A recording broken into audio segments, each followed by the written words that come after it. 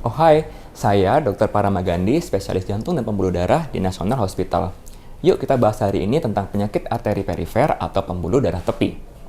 Pernah nggak sih kawan-kawan semua kalau lagi berjalan atau beraktivitas baru sebentar saja tiba-tiba rasanya pegal atau nyeri di daerah betis, paha, pinggul, atau bokong? Nah, kemungkinan perlu waspada itu merupakan gejala claudicautio intermittent yang disebabkan oleh adanya penyakit arteri perifer atau pembuluh darah tepi. Penyakit arteri perifer atau penyakit pembuluh darah tepi itu mirip seperti penyakit jantung koroner, di mana terjadi penyempitan atau pembuntuan pembuluh darah yang memberikan makanan ke jaringan di sekitarnya, sehingga menyebabkan terasa nyeri.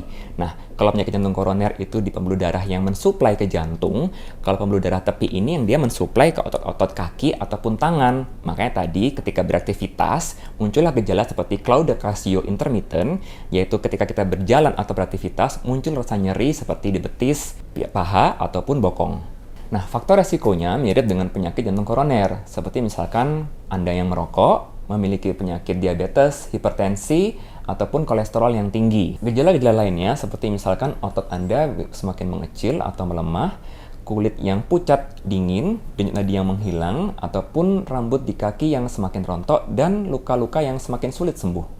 Nah, untuk memastikannya, kita bisa periksakan dengan pemeriksaan non-invasif seperti USG yang dilakukan di pembuluh darah vaskular di kaki ataupun tangan, dan juga bisa kita lakukan dengan menggunakan CT scan angiografi, yaitu CT scan yang melihat apakah ada penyempitan ataupun pembuntuan di pembuluh darah yang mensuplai di kaki ataupun tangan.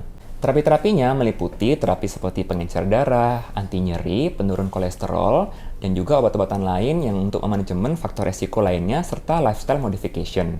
Nah, kalau misalkan tidak berhasil, maka bisa dilanjutkan dengan tindakan seperti non-invasif endovaskular ataupun terapi operasi bypass. Nah, berarti sudah tahu ya, untuk harus menjaga jantung dan juga pembuluh darah Anda. Jaga kesehatan Anda dengan pola gizi yang seimbang, aktivitas dan tidur yang cukup, serta stop merokok dan juga jaga tekanan darah dan juga gula darah Anda. Konsultasikan dengan dokter jantung kesayangan Anda ya. Sampai jumpa.